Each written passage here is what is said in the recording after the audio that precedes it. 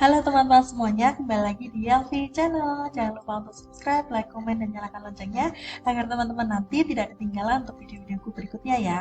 Nah teman-teman, ini adalah part yang ketiga terkait dengan referensi isi soal ASN Pama Belajar. Sebelumnya sudah saya buatkan yang part 1 dan 2. Bagi yang belum nonton, tonton dulu ya yang part 1 2 agar nanti bisa urut mencatat poin-poin pentingnya. Oke, sekali lagi saya tegaskan ini adalah kisi-kisi soal CPNS tahun 2021 karena saya belum menerima untuk kisi-kisi soal PPPK tahun ini ya teman-teman ya. Semoga nanti bisa membantu dan sedikit mencerahkan karena banyak sekali yang bilang, Kak kenapa sih yang dipelajari banyak banget, Kak kok bisa sih kayak gini juga dipelajari gitu. Oke, semoga ini nanti membantu, bisa disimak baik-baik teman-teman. Ini saya masuk di kompetensi profesional ya teman-teman ya. Nah, di sini yang dibahas kisi-kisinya adalah memahami kebutuhan belajar, sumber belajar, potensi, dan permasalahan peserta didik. Jadi harus mampu mengidentifikasi kebutuhan belajar, sumber belajar, potensi, dan permasalahan peserta didik. Jadi kan kalau misalkan kita di suatu daerah, biasanya itu kan ada anak-anak yang drop out atau sekolah dan lain sebagainya. Kita harus mampu mengidentifikasi kebutuhan warga belajar kita, teman-teman. Kita bisa datang ke desa-desa, begitu ya. Terus kita mencari potensi apa yang ada di sana, sumber belajar apa yang ada di sana, begitu. Kemudian juga terkait dengan kebutuhan belajar itu kan bukan hanya di pendidikan kesetaraan saja, tetapi juga bisa di PKH, PAUD itu juga teman-teman. Jadi teman-teman belajarnya jangan hanya fokus di pendidikan kesetaraan ya khususnya setara SD, SMP, SMA, tetapi juga pelajari yang PAUD, juga PKH ataupun pelatihan itu. Selanjutnya adalah di sini juga dijelaskan membuat instrumen, awalnya menjelaskan langkah-langkah identifikasi. Itu teman-teman harus tahu, kemudian membuat instrumen identifikasi. Instrumen itu kan ada wawancara, dokumentasi, begitu ya teman-teman. Itu juga harus dipelajari ya. Kemudian merancang program pembelajaran, pelatihan, dan pembimbingan yang sesuai dengan kebutuhan peserta didik. Nah, setelah melakukan identifikasi kebutuhan, itu kan kita pasti sudah tahu ya, kita mau ngapain sih? Oh, ternyata yang dibutuhkan oleh warga belajar tuh seperti ini. Jadi kita harus mengadakan programming seperti apa agar mampu menjawab kebutuhan warga belajarnya, begitu. Nah, ini menjelaskan langkah-langkah identifikasi kebutuhan peserta didik, membuat instrumen, melaksanakan program pembelajaran, pelatihan, dan pembimbingan yang sesuai hasil identifikasi kebutuhan peserta didik. Selanjutnya adalah menguasai konsep keilmuan yang relevan untuk pengkajian pembelajaran, untuk kegiatan pembelajaran, pengkajian, dan pengembangan model. Nah, ini mungkin ya masih awam banget ya, apa sih maksudnya pengkajian pengembangan model. Nah, ini harus dipelajari teman-teman karena yang pertama tadi saya cek itu ada beberapa tahap perkembangan model yang harus dihafalkan karena 2 tahun berturut-turut itu keluar teman-teman, dan itu semua hafalan yang pengembangan model. Nah, ini kalau di kisi-kisi itu kan mengkoleksi dan mendalami bahan-bahan ajar untuk pembelajaran yang relevan dengan kebutuhan peserta didik ya. Ini tadi sama konsep keilmuan, langkah-langkah, identifikasi kebutuhan institusional, mensusun bahan ajar itu sama dengan yang di depan, mempelajari kebutuhan konsep yang terkait proses pengkajian program. Nah, kalau untuk kajian ini 2 tahun berturut-turut keluar langkah-langkah pengkajiannya teman-teman, dan itu dibagi menjadi 2 soal, kan lumayan ya. 2 soal itu tentang pengkajian program yang langkah-langkahnya. Jadi kalau dihafal lumayan teman-teman jawaban benar.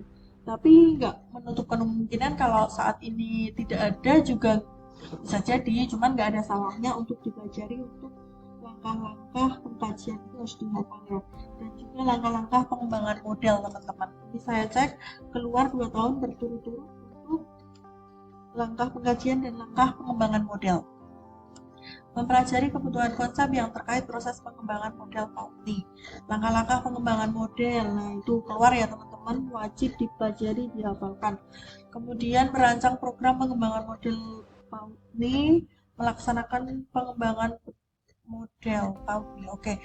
Mengembangkan kurikulum berdasarkan kebutuhan setelah didik. Nah, ini kurikulum juga cuma teman-teman.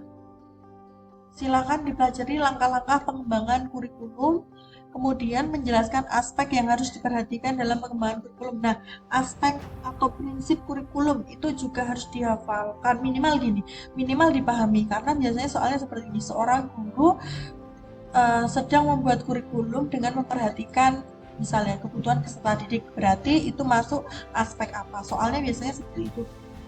Selanjutnya, merumuskan kurikulum berdasarkan kebutuhan peserta didik. Oke, itu sama.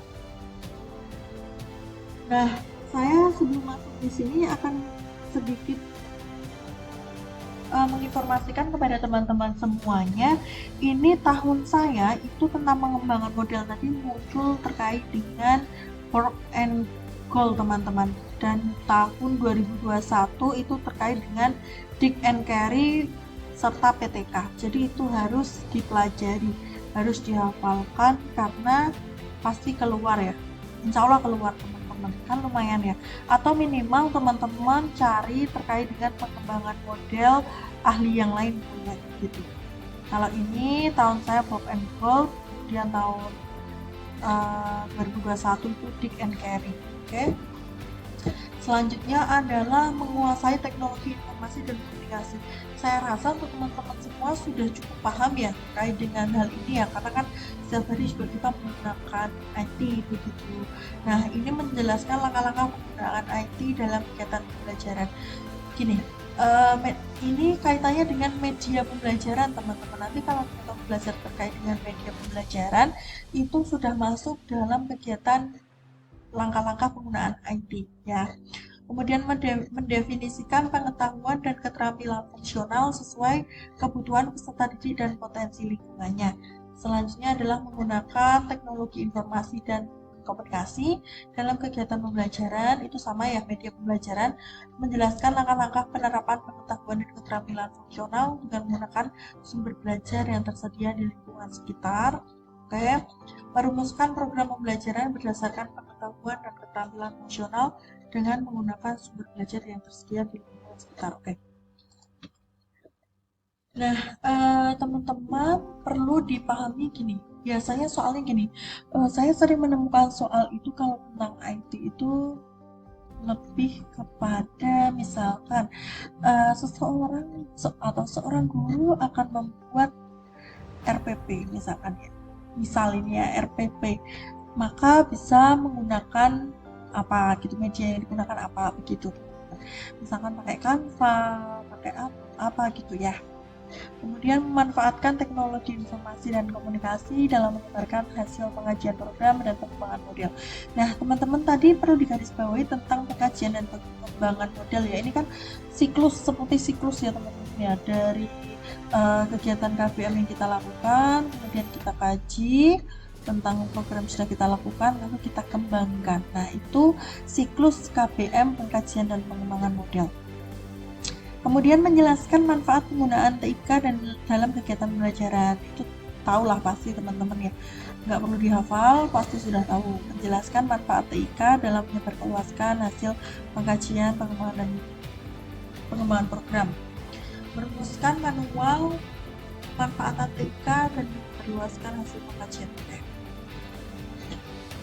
Nah, itu saja teman-teman, tadi poin-poin pentingnya bisa digarisbawahi, bisa dicatat, nanti bisa dicari sendiri untuk materinya ya, semoga bermanfaat.